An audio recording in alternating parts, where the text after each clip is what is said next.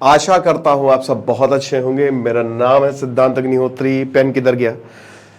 तो ए जयशंकर की ये किताब है। देखो, मेरा एक एम रहता है कि मुझे हफ्ते में कम से कम, अब तो मैं 2 या 3 किताब कवर कर रहा हूं, लेकिन कम से कम 1 किताब तो कवर करनी है।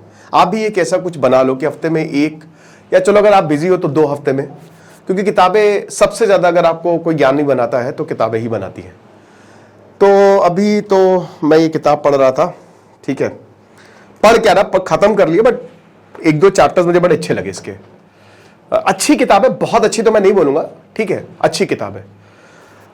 तो एक चैप्टर, आखिरी चैप्टर है इसका इनफैक्ट, वाई भारत मैटर्स, जो कि एस जयशंकर ने अभी 5 महीने पहले ये किताब आई थी, इलेक्शन से पहले।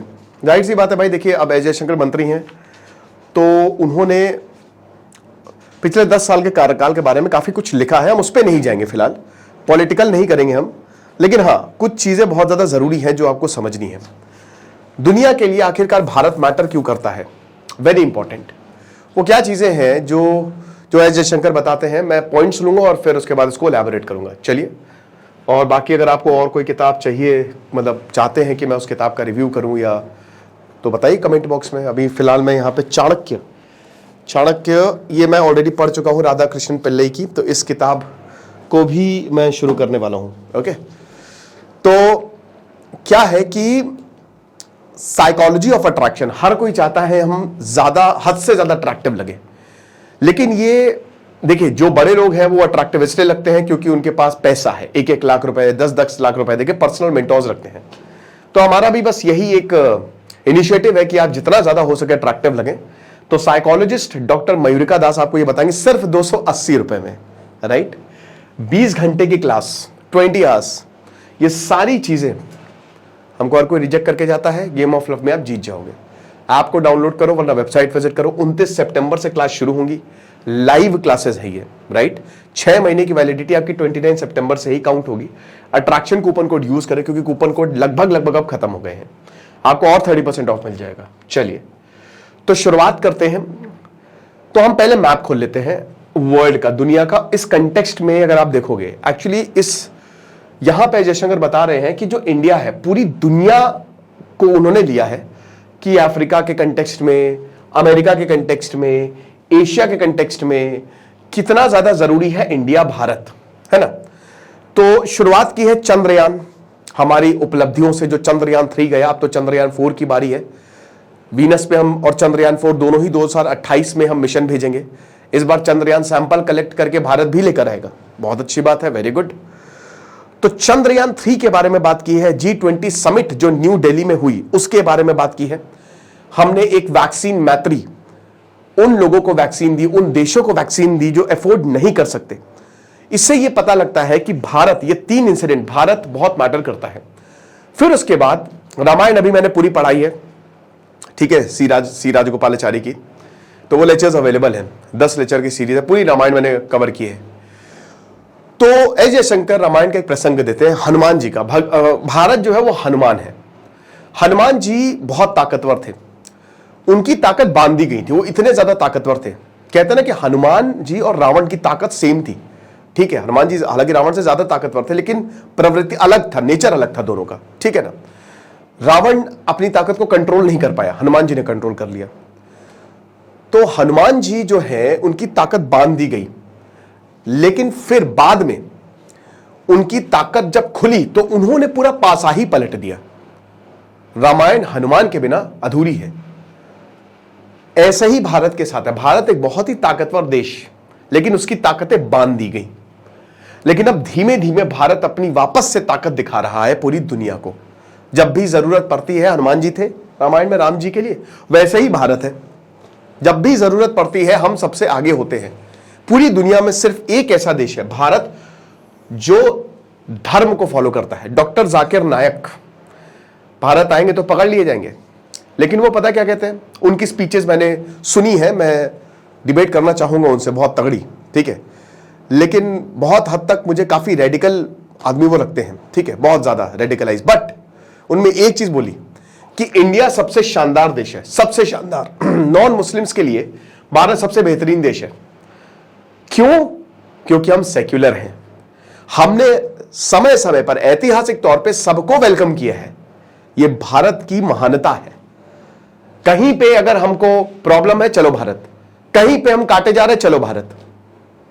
लेकिन ब्रिटिश ने इसका पूरा ढांचा बदल दिया, बर्बाद कर दिया हमको। उसके बाद भारत दोबारा उठा, सबसे ज्यादा वन ऑफ दी कहते हैं ना मुस्लिम्स भारत में, राइट। तो यह हुआ पूरा का पूरा। तो इंडिया, भारत हमारी शान है। आपको गर्व होना चाहिए कि आप भारत जैसे देश में पैदा हुए हो, इस मिट्टी में पैदा हुए हो, इस मिट्टी के हो आप, क्योंकि पूरी दुनिया में भारतीय झंडा गाड़ रहे हैं। तो बताते हैं अगला जो पॉइंट, डेमोक्रेसी जो डिलीवर करती है। भारत कोई ऐसा वैसा देश नहीं, भारत एक प्रूवन डेमोक्रेसी है। जहां पे पाकिस्तान में इमरान खान को पूरी तरीके से कोशिश की जाती है कि उनको जेल में डाले। अगर कोई इलेक्शन जीतता है, शेख मुजीबुर रहमान इलेक्शन जीते, पचा ही नहीं पा पाकिस्तान सरकार। ऐसा पूरे अफ्रीका देश में होता है। सत्ता का हस्तांतरण बड़ी दिक्कत होती है, लेकिन भारत में इलेक्शंस होते हैं, कोई पार्टी हारती है तो बहुत ही अच्छे से उसको स्वीकार करती है कि हम हार गए हैं, ये लीजिए सत्ता। ये है डेमोक्रेसी। हां बिल्कुल कुछ खराब बातें हैं, पेट्रियोटिक, ऑलवेज भी पेट्रियोटिक, डेफिनेटली भारत में कुछ दिक्कतें भी हैं, कुछ क्या बहुत लॉ, मैं बिल्कुल फॉर्मली मानता हूं कि रिच पावरफुल के लिए लॉ काम उतना नहीं करता, वो बच जाते हैं। आम आदमी अल्टीमेटली इसके भुगत भोगे, बट फिर भी भारत के लोग बहुत अच्छे हैं। और भारत के लोगों, भारत के पासपोर्ट की भले इतनी इज्जत ना हो, लेकिन भारत के लोगों की बहुत इज्जत है पूरी दुनिया में, क्योंकि इतिहास ऐसा रहा है। तो हम इनोवेशन और डेमोक्रेसी के हब हैं। आपको जान के हैरानी होगी कि ग्लोबल कैपेबिलिटी सेंटर जीसीसी हम हैं। पूरी दुनिया में जितनी टेक कंपनी है वो अपने आंकड़े नहीं निकालती। जिस दिन उन्होंने अपने आंकड़े निकाले, एक्सेंचर में आधे से ज्यादा 7 लाख में 3.5 लाख भारतीय, आधे से ज्यादा भारतीय हैं। और इंडियंस देखिए, कहते हैं ना कि दूध में अगर शक्कर निकाल दो तो दूध पीने का मजा ही क्या है।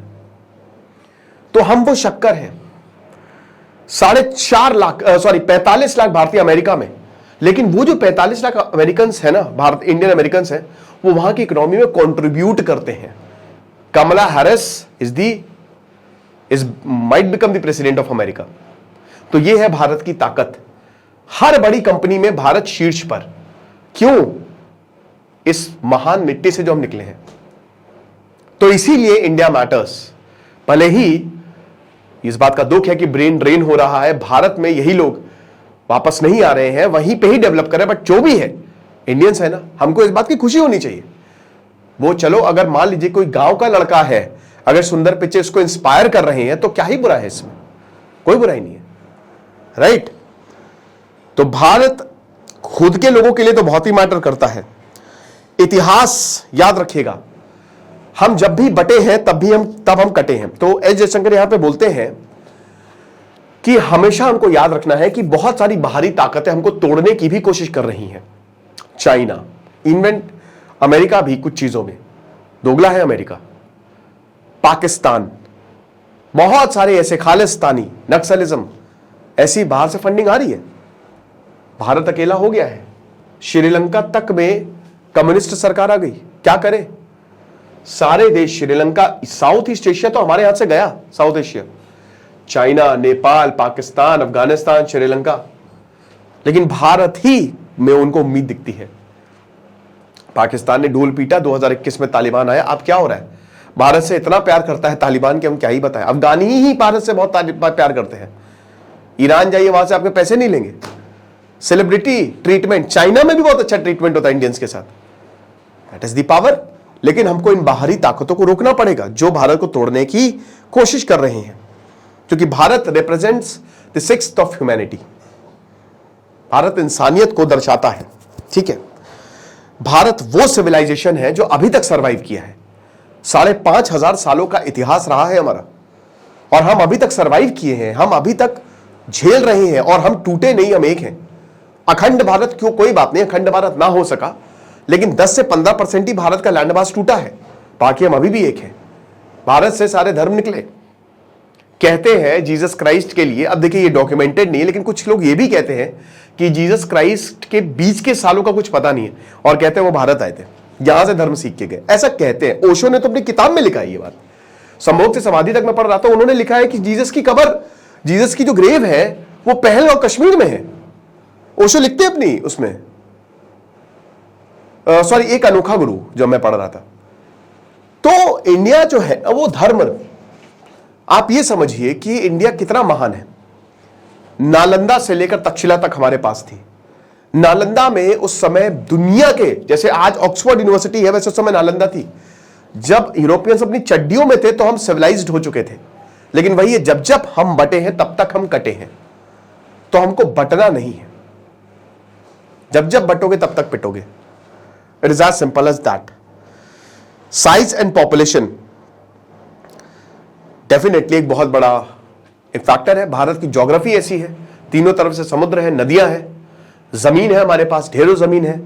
हमारी 6 ज्योग्राफिक डिवीजन है।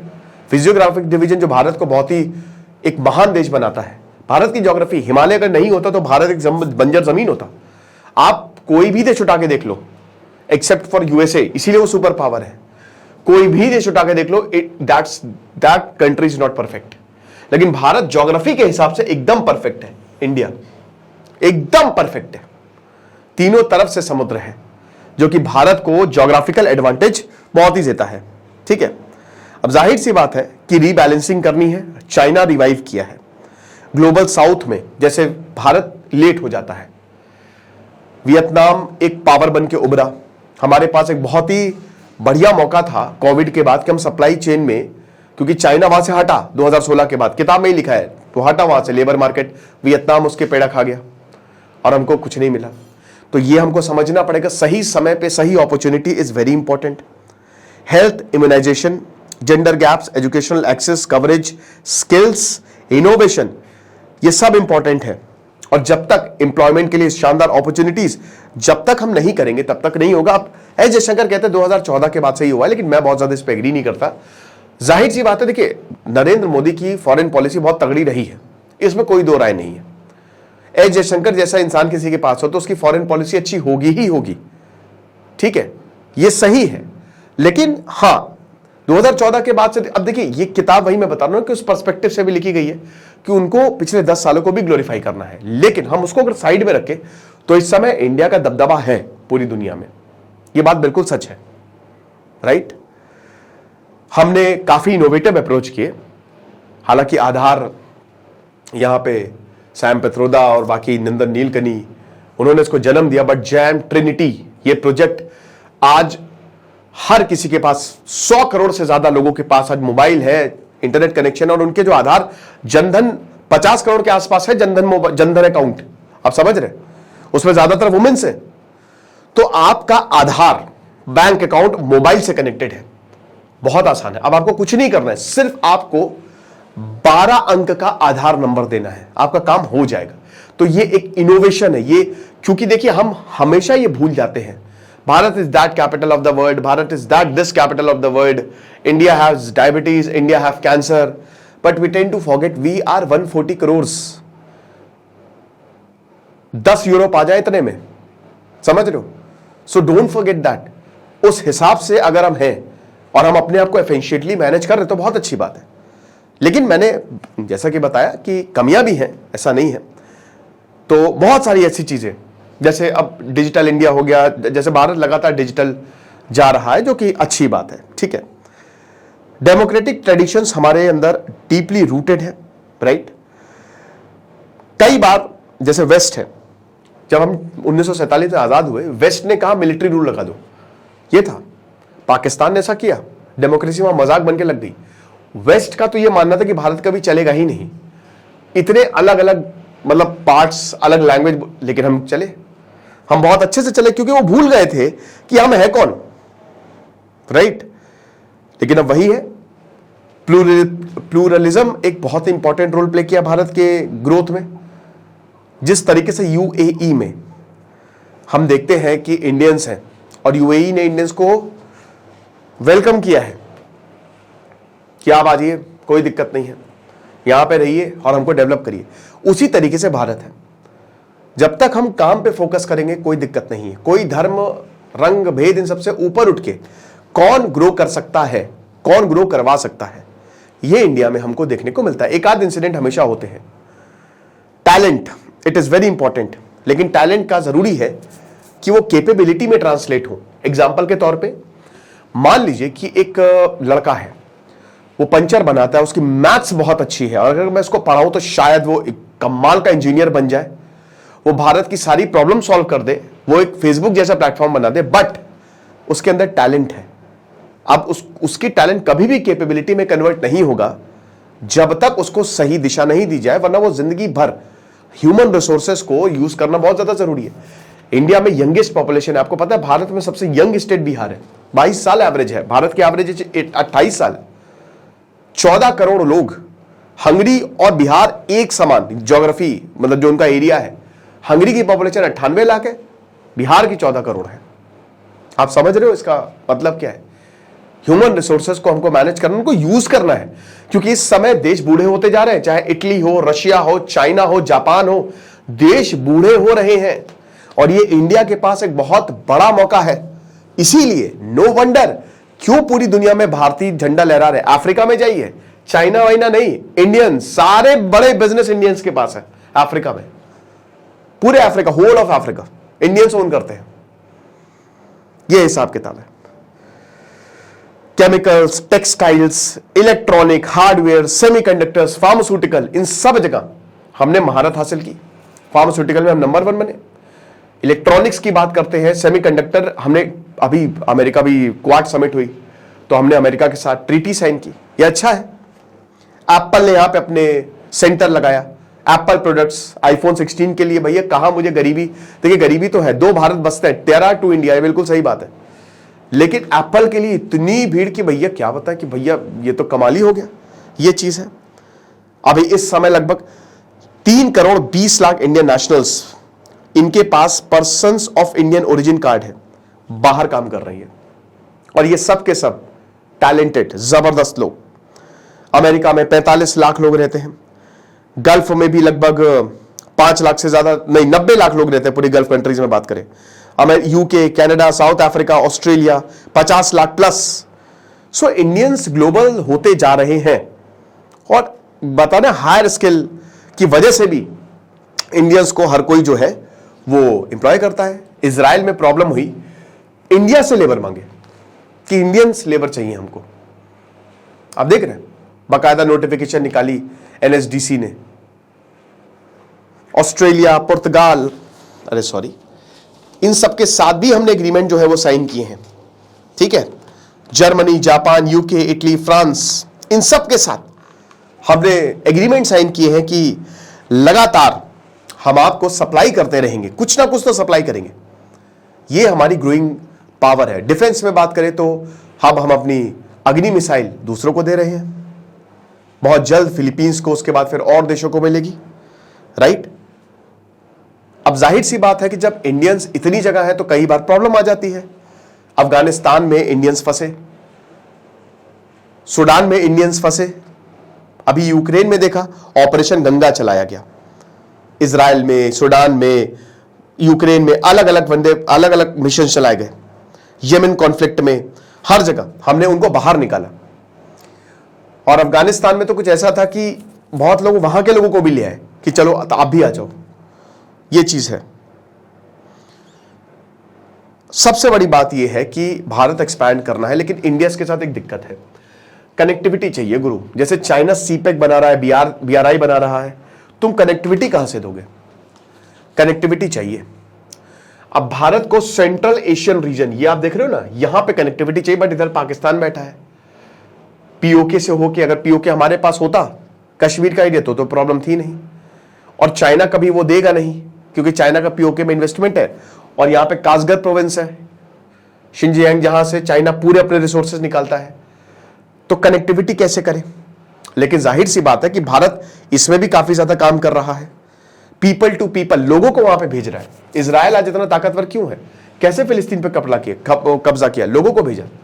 भारत अगर अफ्रीका में बिजनेस पैसा ओन करता है तो आप समझ सकते हो लोगों का कंट्रोल जरूरी है। लोग, people to people ties are very important, और ये कंस्ट्रक्टिव वे में हो रहा है, डिस्ट्रक्टिव वे में नहीं हो रहा है, राइट। इंडियन ओशन में विस्तार बहुत ज्यादा जरूरी है। इंडो पैसिफिक, अब ये ग्रुप्स हैं बहुत सारे, जैसे यूनाइटेड नेशंस में क्या ही बोले, परमानेंट सीट बताइए। अमेरिका ने कहा है अभी क्वाड समिट में कि हम आपकी परमानेंट जो सीट है, हालांकि बहुत मुश्किल है भारत को मिलना। आर्टिकल 109, 108 ये कहते हैं यूनाइटेड नेशन चार्टर के, क्योंकि अगर आप यूनाइटेड नेशन में परमानेंट सीट चाहिए तो आपको उसके चार्टर को बदलना पड़ेगा।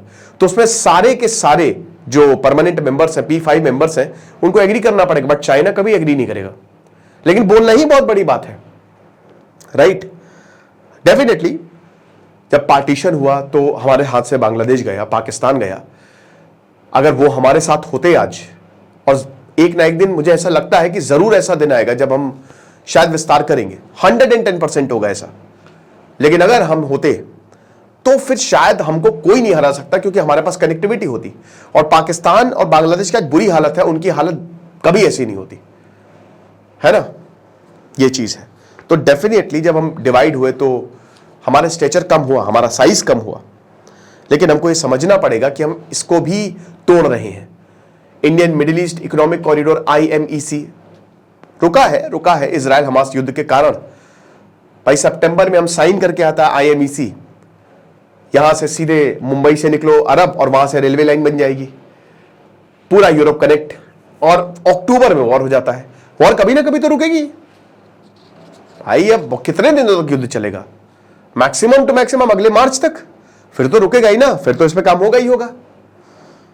I2U2 सेंट्रल एशिया को कनेक्ट करना, सागर इनिशिएटिव, ताकि छोटे आइलैंड्स तक हम पहुंचे। क्योंकि देखिए भारत के पड़ोसी देश तो हमसे दूर जाते हुए दिख रहे हैं, लेकिन वही कब तक तुम एक शैतान पे डिपेंडेंट रहोगे जो चाइना है।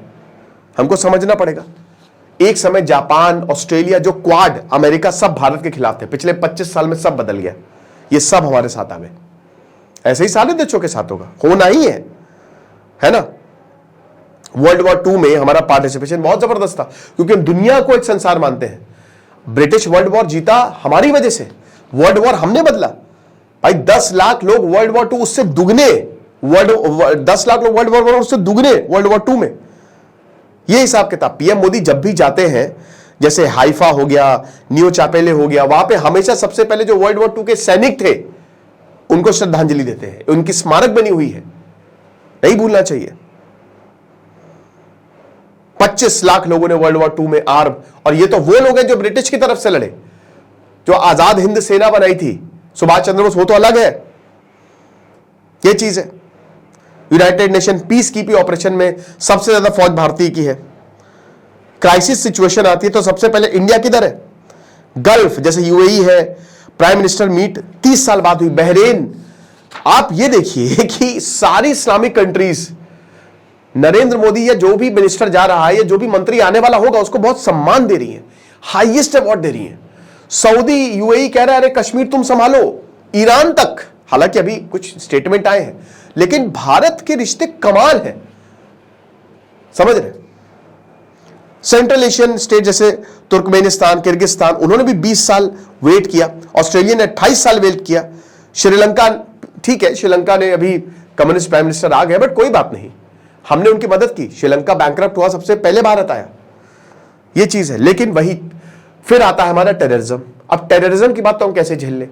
इतना कुछ होने के, इतना कुछ करने के बावजूद आतंकवाद है।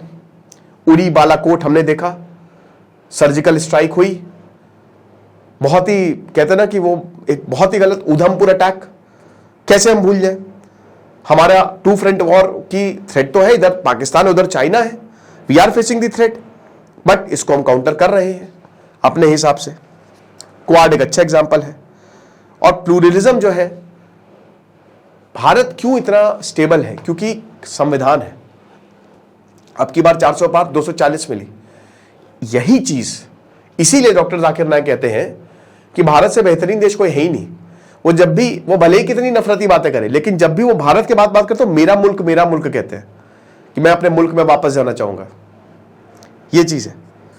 सो फिजिकली, हिस्टोरिकली मान के चलिए कि कमाल की चीजें हैं। तो अभी तो इंडियन की स्ट्रैटेजी क्या है कि यू हैव टू राइज, जो डे टू डे डेवलपमेंट है उससे आपको ऊपर उठना पड़ेगा, और वो लगातार करते भी रहने पड़ेंगे, ठीक है। इंफ्रास्ट्रक्चर डेवलपमेंट हमने किए हैं, इकोनॉमिक एक्टिविटीज हमने बढ़ाई। अफगानिस्तान, नेपाल, श्रीलंका, भारत के जितने, मालदीव्स, पूरा हम पे निर्भर है, आज वही हम पे आंख दिखा रहे हैं। यही तो दिक्कत है, जो देश हम पे निर्भर थे आज वही हमको आंख दिखा रहे। क्यों? उनको लग रहा है कि ये शैतान हमको बचाएगा। चाइना की बात कर रहा है, कोई नहीं बचाने वाला। नेबरहुड फर्स्ट अप्रोच है, वही बता रहे कि जब श्रीलंका में प्रॉब्लम हुई तो हम सबसे पहले वैक्सीन, जब ये छोटे देश नहीं अफोर्ड कर पा रहे थे, वहां जाने जा रही थी, तो हमने चलाया वैक्सीन मैत्री पूरा WHO के साथ हमने, क्योंकि वैक्सीन हमने सबसे पहले, हमारी इफेक्टिव वैक्सीन, और उसके बाद हमने एक्सपोर्ट करना शुरू किया वैक्सीन, राइट। ये चीज है। हालांकि अभी भी प्रोटेक्शनिज्म की प्रॉब्लम है, टेरिफ की एक प्रॉब्लम है, बहुत सारे देशों के साथ हमको फ्री ट्रेड एग्रीमेंट करने हैं, होगा आने वाले समय में, ये भी होगा। भारत 5th लार्जेस्ट इकोनॉमी है, शायद 2030 आते आते 3rd बन जाएगा, बट अभी भी पर कैपिटा इनकम हमको बढ़ानी है। पेपर ठीक है, क्योंकि इंडिया इसीलिए मैटर करता है क्योंकि ग्लोबल साउथ, जो साउथ है ये वाला पार्ट, वो ये बिलीव करता है कि इंडिया मैटर्स। आप समझ रहे हो? बहुत सारे IT सेंटर बनाए, तो ग्लोबल एजेंडा यही है कि सबसे पहले तो चीजों को ठीक किया जाए, जो भी प्रॉब्लम्स हैं सही करें, और उसके बाद फिर हम आगे बढ़े। तो इसीलिए इंडिया पूरी दुनिया के लिए मैटर करता है, और ये आगे भी करता रहेगा। तो एक और चैप्टर मैं सोच रहा हूं इसका करूं, देखेंगे 2 चैप्टर, वैसे 2 चैप्टर में चाइना वाला भी मैंने चैप्टर किया था, वो डिस्क्रिप्शन बॉक्स में मैं लिंक डाल दूंगा कि चाइना से कैसे डील करें, ठीक है। बाकी आप हमारे कोर्स को जरूर अवेल करें, आपको बहुत ज्यादा फायदा होगा। Thank you so much.